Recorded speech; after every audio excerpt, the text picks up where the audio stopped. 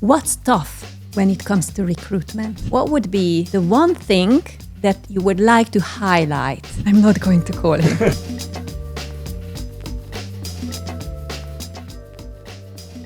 Before we dive in, if you find our conversation interesting, make sure to subscribe and send us your feedback and opinion. We want to quit everything toxic. I think we have covered two most important red flags for Gen Z: work-life balance and toxic environment or toxic everything. I think this is a very popular word right now. We want to quit everything toxic in our life, toxic relationships, toxic workplace, and etc.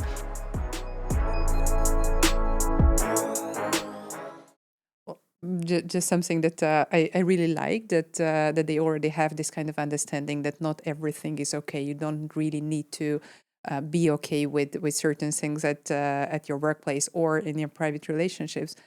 But on the other hand, maybe it's worth checking, like, what is your coping mechanism? What do you consider toxic and things like that? And I think that's interesting to check whether it's a generational or it's an age question. That was something that was coming to my mind. I also want to get rid of all the toxic things. So maybe it's not just generational. So for me, it's also really important that I should stay in a safe environment without any toxicity. So It's 9 to 5 and it's 9 to 5. My working hours, and after my working hours, I don't want to work. I want to close my laptop and I want to do my other stuff because there are other things in life, besides working. Yeah, earlier you did say it's 9 to 5 and it's 9 to 5. So maybe Yeah. even one more hour is too much, isn't it? I'm really strict with that. Me too. Actually, it can happen that there are some days when I finish earlier. It's not like I have to work from 9 to 5 every single day. And sometimes it can happen that I finish a bit earlier, then I'm finishing a bit earlier. And sometimes it happens that I'm working a bit later, but like 1 hour extra, not more.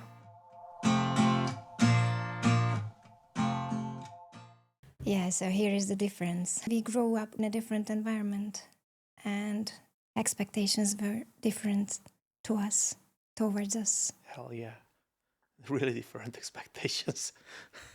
Actually, if you wanted to build a career, then it was expected, or not necessarily expected, but, that was the way. And actually, because of this attitude, especially in case of Big Four and for consultancy firms, they really have to redesign the entire way of working because it's not a fit. So people don't want to work anymore 7 days a week. So and it's impossible anymore to say that, okay, play hard and work hard, or work hard and play hard, because now we just play hard and that's all. So What's even the definition of hard? Yeah. I mean, Yeah. for them, Hard- extra hard for- hours yeah, already yeah, like, oh, come yeah. on, it's too much. yeah, 8 hours, it's enough. It's even enough. And, for me, it would be also even enough. So it's also a case, but that's just a mental barrier that we cannot afford. That we have to work more. And maybe they are wiser. Yeah, and I'll be actually very curious when we come to this topic of leadership, because at the same time, there is the pressure on leadership that they have to get the results. But at the same time, the pressure from Gen Z saying, sorry, it's my weekend. So how can you make this work? Oh, sorry. No. It's Oh. Let's we keep your thoughts for the last video, and then we jump into the conversation for real. Don't you want to be a senior sustainability officer?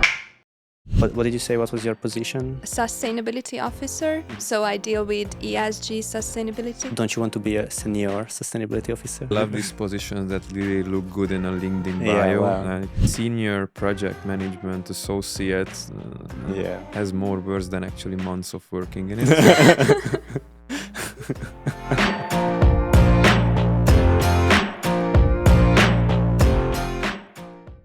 I think it's also very much an individual question, but because I saw a couple of examples when actually the title was way more important than, for example, for my generation, where we knew that we have to work long hours, we have to wait certain time, and we have to have certain experience for that.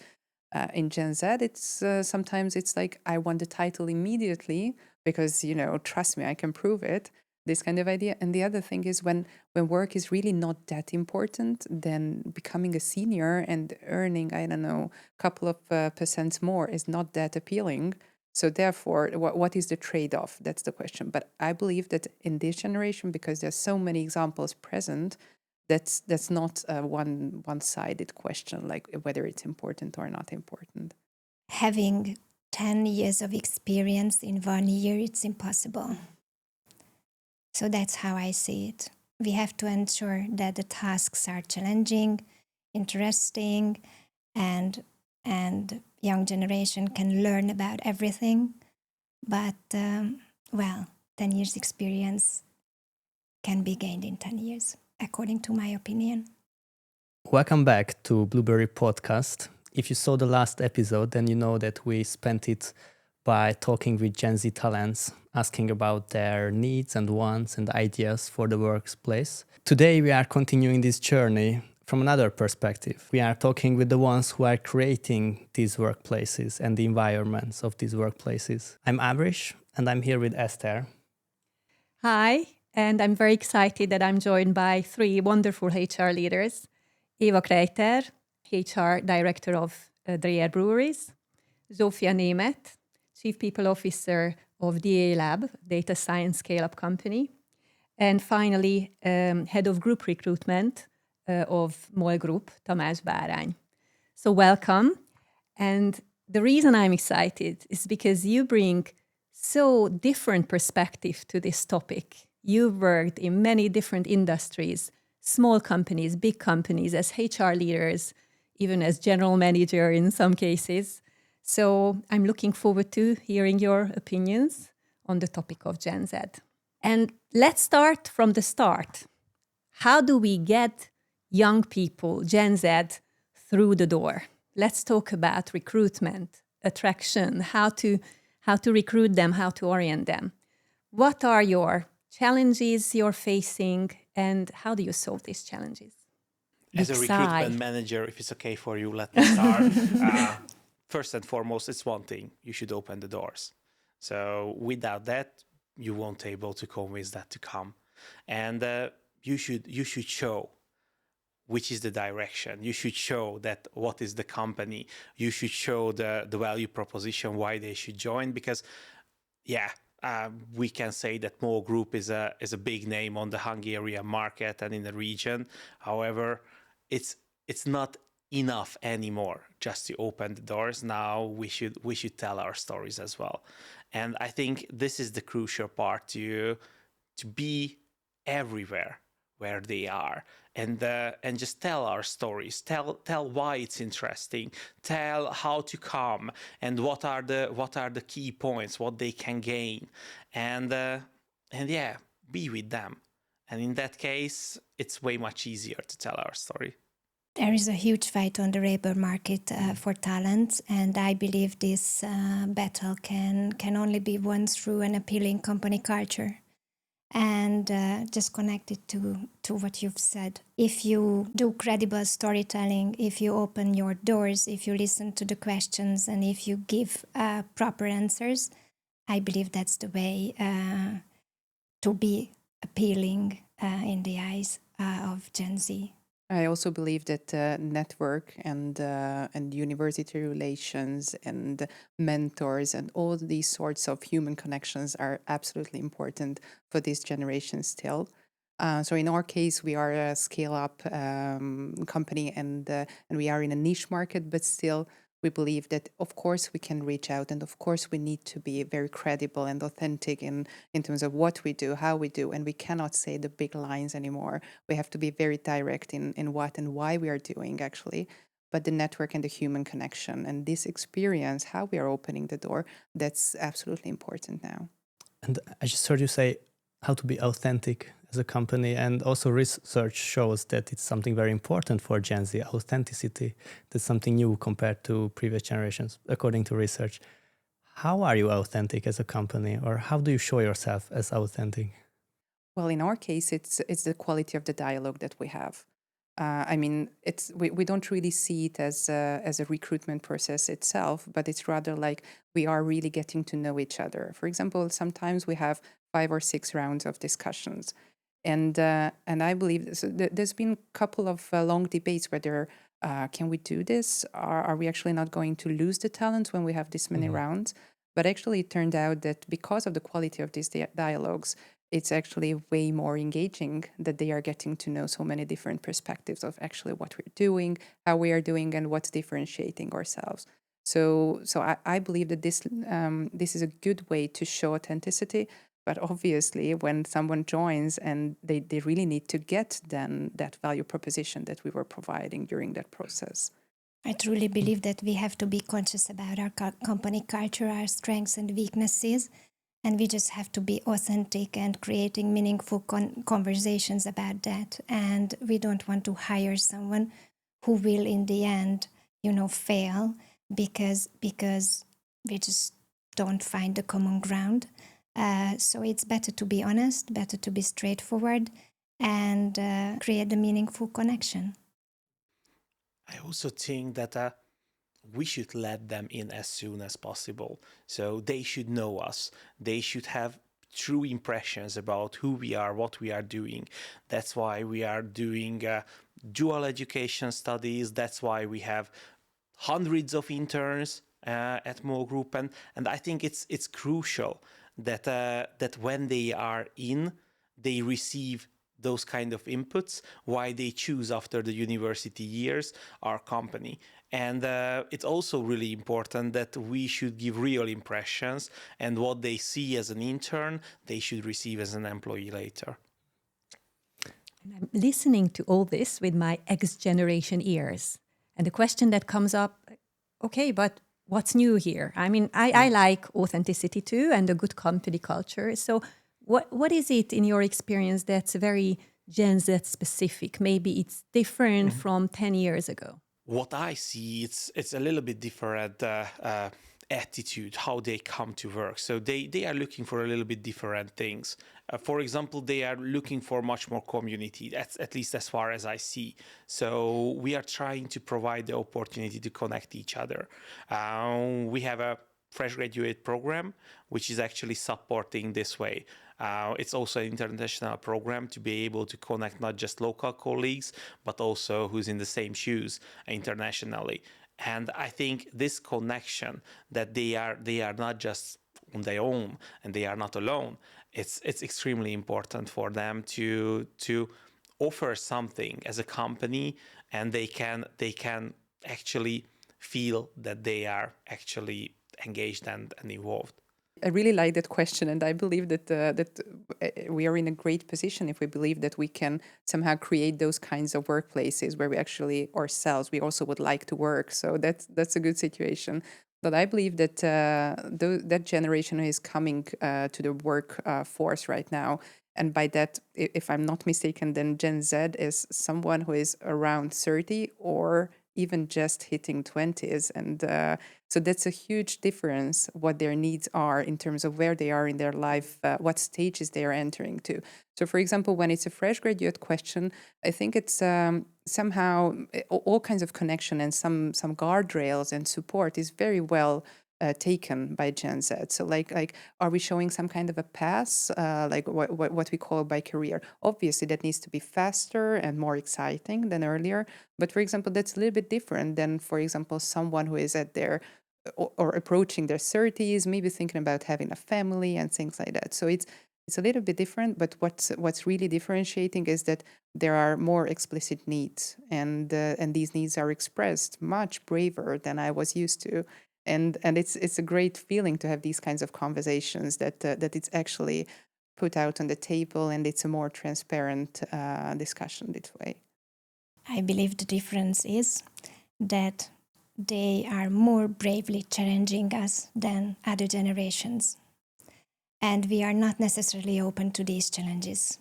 And we have to somehow create this openness. We have to create an inclusive environment and allow them to challenge us and even change accordingly. That's the big difference. And we were like that when we were young. I mean, we were considered by the leaders of those times, I mean, exactly on the same way. What's tough when it comes to recruitment? What is it? Because I think in this podcast, it would also be great if we shared the difficulties, things that are not quite so shiny, that you struggle with occasionally. What are those things when it comes to recruiting and attracting even Gen Z? It's not just about generation, but it's about the changed world, because everything is way much closer and the opportunities are way much broader, and there's a noise. And when we are recruiting, they can choose between thousands of companies just in Budapest. And for them, they have direct access even to the small dots, what we are making as a mistake in a LinkedIn post. So they know everything about us. When I made the first decision to choose my company as an employee, or where I was actually the same fresh grad, I did nearly not know anything about the company. And when I arrived, it was a shocking experience that this is good or this is bad, but then I become used to it. But here now, they know everything.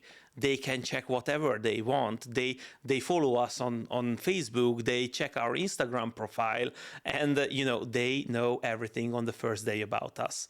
So it's way much more difficult to hide our pain points and also to lie, because it's also important that you cannot lie anymore.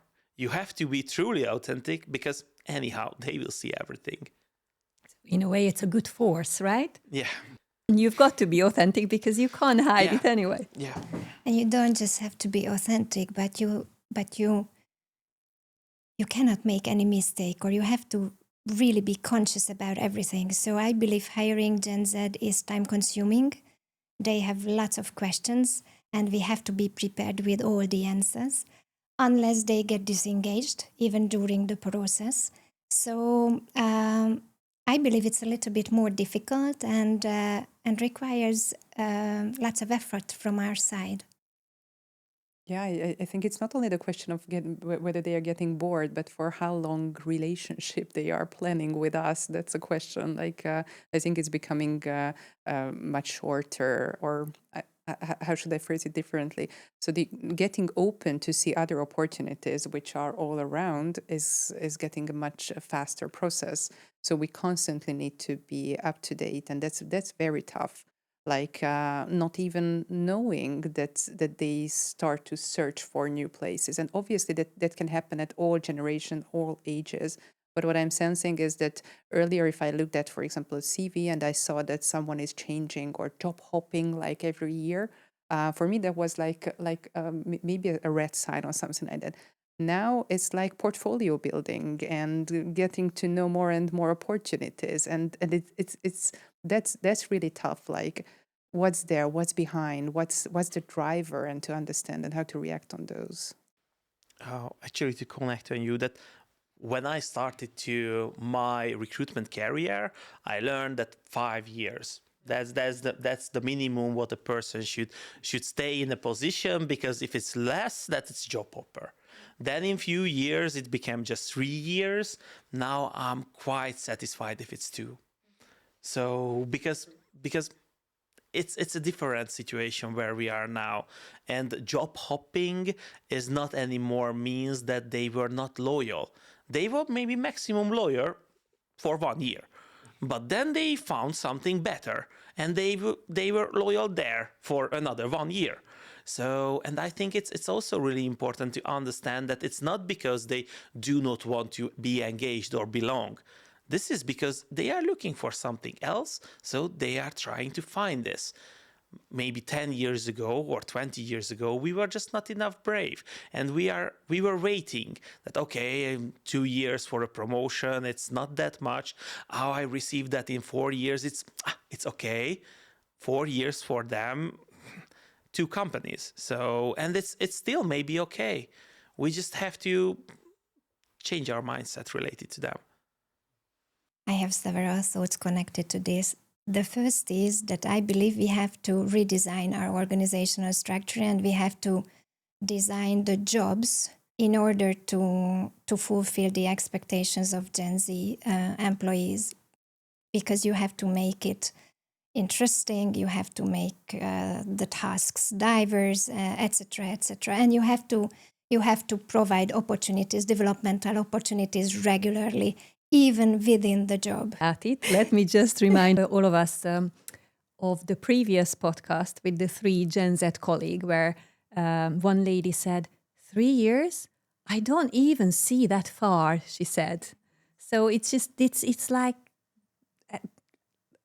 a different era in their life, and somehow we have to adapt to this mindset. Yeah, and it's quite difficult because when I make a procurement process, it's maybe set for 3 years. So when I just started the process and we'll have a result in 3 years because of so many things what could go wrong or go right. But in a big company scale, 3 years is nearly nothing, and for them this is the full life. But just when it comes to this timing, that maybe it's true that they don't really see that long ahead, but still, how they are planning those years, that's unbelievable. Like maybe there are these year planner ideas that in the beginning of your year you sit down, you write down what you would like to reach there.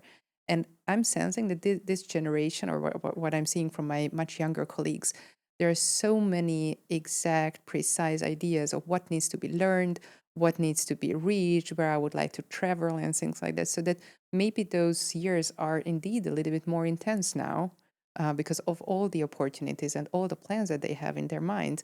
So it's like a little bit contradictory that even they cannot plan that long ahead, but those plans are very, very detailed.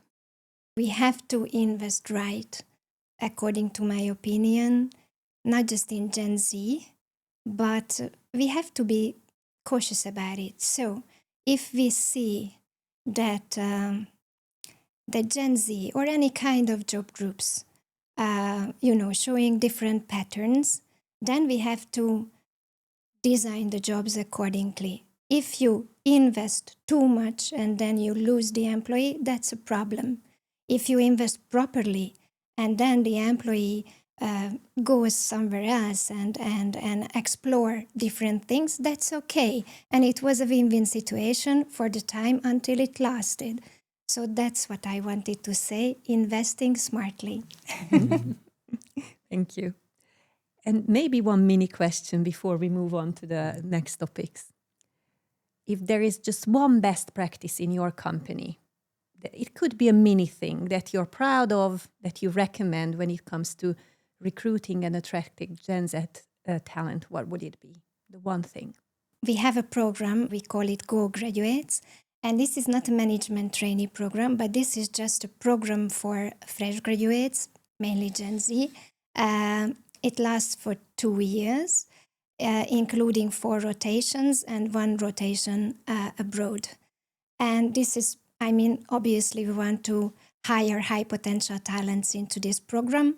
And this creates a great opportunity for Gen Z employees to learn about themselves, learn about the company, get to know different functions, and even visiting a sister company abroad. Obviously, they like this very much. For us, it's the buddy program that we have for all employees, all new employees, obviously, but for Gen Z, it's highly important that they have someone who is supporting them constantly in their first few months, and then afterwards they are also connected. It's not something new, but it's very relevant in these cases when they are just entering to the workforce. Grow is actually an already adult program. It's a mature project. However, it's definitely customized for this generation. It's a 1 year project focusing on upskilling, focusing on resilience. For example, earning time. Just come to the office in time, and what are the tasks and responsibilities. If you have a meeting, just join and switch on the camera. So there are so many things because this is the first employer in their life. They have to learn what is Outlook, how to use it, what are the real Excels things what we have to do on a daily basis. And it's also really important that we try to give them the sense of belonging. It's body program, obviously, it's one of the most important thing. Mentoring, which is also extremely important to learn more about the life at mall. If you found this discussion helpful, make sure to subscribe not to miss any future episodes.